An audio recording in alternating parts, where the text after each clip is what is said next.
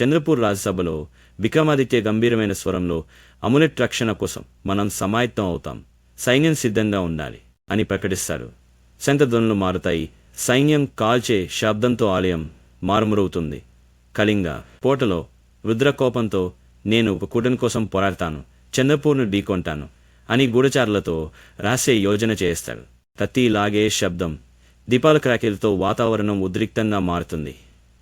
రాజమందిరంలో చంద్రిక శాంతమైన స్వరంలో మన సత్యం గెలుస్తుంది, అములెట్ మనకు మార్గం చూపుతుంది అని స్క్రోల్స్ చదివి పట్టుదలతో చెప్తుంది. పేజీల శబ్దం, గాలి మందిరం ధ్వనితో జ్ఞాన వాతావరణం నిండుతుంది. సైన్యంతో అర్జున్ బలంగా రుద్రదాడికి సిద్ధంగా ఉండండి మన రాజ్యం కోసం అని ఆదేశిస్తాడు. గుర్రాలు పరిగెత్తే శబ్దం, తబలా బిట్స్తో ఉత్సాహం పెరుగుతుంది. కూటమి సహకారంతో రుద్ర గర్జిస్తూ చంద్రపూర్ను కూనం చేస్తాను, ఇది నా విజయం అని కత్తిని ఎత్తుతాడు. కత్తుల ఘర్షణ, శత్రు అరుపులు యుద్ధ వాతావరణాన్ని సృష్టిస్తాయి. సైన్యంతో విక్రమాదిత్య ప్రేరణగా మన ఒప్పందం కోసం పోరాడండి, ఐక్యం మన బలం అని పిలుస్తాడు. శంఖధ్వాన్లు, షెహనాయి స్వరాలు వీరభావనను పెంచుతాయి. రాజప్రాసాదంలో చంద్రిక ఆశతో అములెట్ శక్తిని ఆవిష్కరిస్తుంది.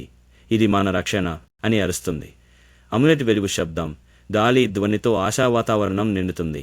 చంద్రపూర్ సరిహద్దులో రుద్రకూటమి దాడి చేస్తుంది. ఇది నా ఆధిపత్యం అని గర్జిస్తాడు. యుద్ధ ఆర్భాటం, కత్తుల శబ్దంతో సంఘర్షణ పరిణామం చెందుతుంది.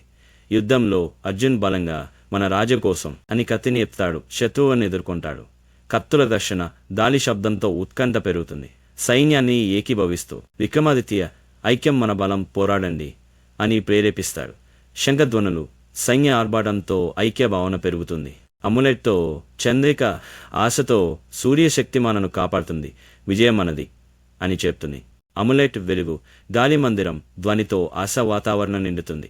చంద్రపూర్ యుద్ధం ముగిసిన తర్వాత విక్రమాదిత్య గర్వంగా మన విజయం శాశ్వతం, రుద్రపరారి అవుతాడు అని అరుస్తాడు. జనం అరుపులు, గాలి శబ్దంతో విజయ రాగం మారుతుంది.